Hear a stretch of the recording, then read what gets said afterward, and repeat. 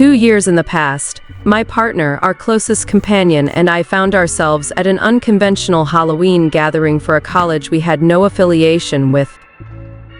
This wasn't our usual crowd, and by the time we arrived, most attendees had either left or succumbed to excessive drinking, a common occurrence at college parties where revelers tend to overindulge early in the night. It's crucial to note that, contrary to the prevailing inebriated atmosphere, my partner, our friend, and I were relatively seasoned drinkers. The intriguing dynamic in this narrative revolved around the fact that my partner and I weren't particularly affectionate in public, and my association with male friends could easily be misconstrued.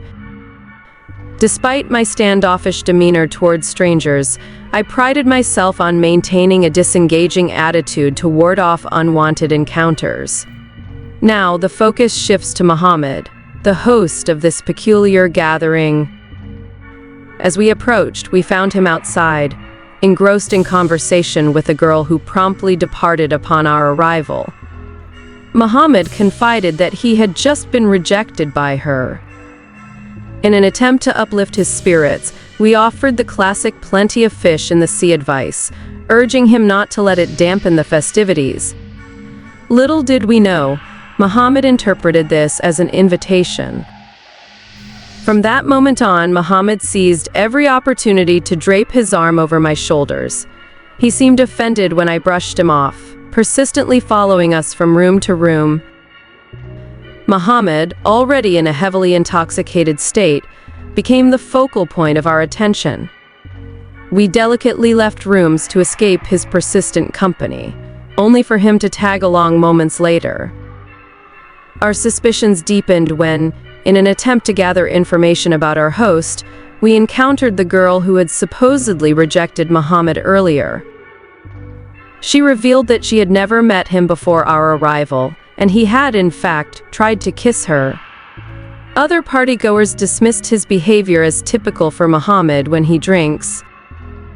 In a strategic move to fend off Muhammad's advances, my partner and I resorted to sloppy kissing as a defense mechanism. To ensure my safety, my boyfriend acted as a vigilant guardian every time I ventured to the bathroom, preventing any potential cornering by Muhammad.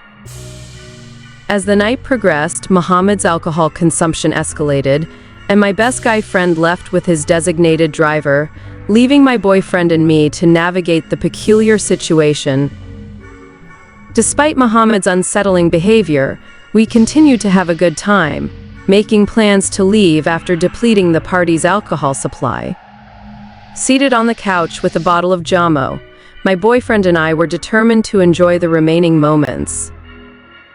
Enter Muhammad, stage left, with a full cup of beer and limited ability to articulate or stand upright. He gestured towards my bottle, and hesitantly I handed it to him. In a rushed attempt to mix the two beverages, Muhammad spilled half the contents into my lap, drawing attention to himself before stumbling away. Realizing it was time to depart, my boyfriend and I found a moment of calm in the basement, laughing and draining the keg. Unbeknownst to us, Muhammad stumbled down, barely coherent but evidently seeking trouble. Despite our intention to discreetly leave, Muhammad intercepted our exit, placing his arm and shoulder across my body. After a night of non-confrontation, my boyfriend finally asserted, "Dude, it's time to stop." Muhammad, fueled by alcohol, lunged at him, initiating a brawl. Despite Muhammad's impaired physical state, he failed to land any blows, prompting my boyfriend and me to restrain him. I insisted he stay put until we left. Heading upstairs to inform Muhammad's friends of his whereabouts, we encountered an enraged Muhammad emerging from the basement.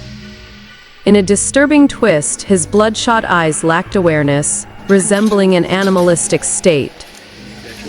He aggressively went after my boyfriend, forcing us to fend him off together, creating chaos that woke the previously sleepy partygoers. Finally, Muhammad subsided, and we hastily exited, leaving the door wide open. As we departed, other partygoers shouted, "Dude, what are you doing?" Muhammad declared, "I love her," prompting the others to remind him that he didn't know me. The partygoers warned Muhammad that, for his own sake, they hoped we never crossed paths again.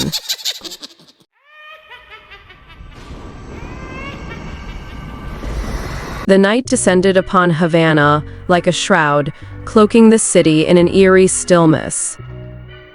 Along the outskirts, there lay a road less traveled, known by locals as the Lonely Road. Few dared to venture its desolate path after sundown, for it held a dark history whispered through generations.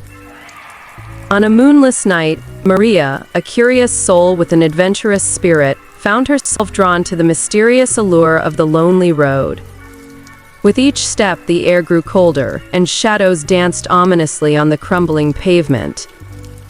Unseen eyes seemed to watch her every move. As Maria walked, the faint echo of distant whispers reached her ears. Ignoring the unease, she pressed on, the road stretching endlessly before her. The oppressive silence was shattered by a sudden howl, chilling her to the bone. Panic set in, but she couldn't turn back. An unseen force propelled her forward. The spectral fingers of fog curled around Maria, distorting the outlines of the dilapidated buildings that flanked the road. Flickering streetlights cast unsettling shadows, revealing glimpses of ghostly figures. Whispers grew louder, their words unintelligible, yet laden with an otherworldly sorrow. A spectral figure emerged from the mist, a woman in a tattered, blood-stained gown. Her vacant eyes locked onto Maria, pleading for release from an eternity of torment. The air thickened with anguish as the phantom reached out, fingers brushing against Maria's skin like a cold breeze. Maria stumbled backward, heart pounding, realizing she had trespassed into a realm where the living were unwelcome. The Lonely Road, she discovered, harbored the souls of those who met tragic fates, forever bound to relive their pain. Each step echoed their desperate cries, a symphony of suffering embedded in the very fabric of the haunted thoroughfare. Attempting to flee, Maria found herself ensnared in a labyrinthine maze of memories. Visions of past tragedies materialized around her. The hauntingly beautiful dancer betrayed by love, the aspiring musician silenced by cruelty. Their stories unfolded like macabre tapestries, leaving Maria entangled in the web of their despair. Desperation gripped Maria as she sought an escape from the spectral clutches. The fog thickened, the phantoms closing in, their mournful wails resonating with the chilling wind.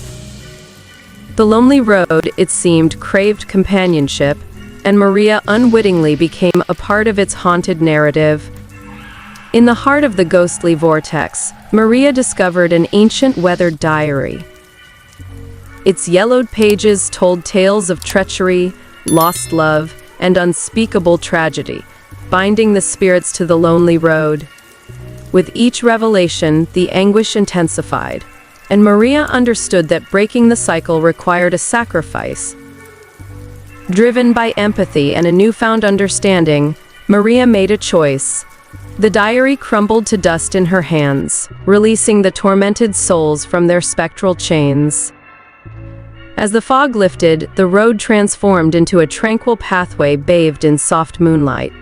The once haunted spirits faded into the night, leaving Maria alone on the Lonely Road. Her heart heavy with the weight of their stories, she walked away, forever changed by the spectral encounter. The Lonely Road, now devoid of its ghostly inhabitants, stood as a silent witness to the enduring power of compassion in the face of eternal darkness.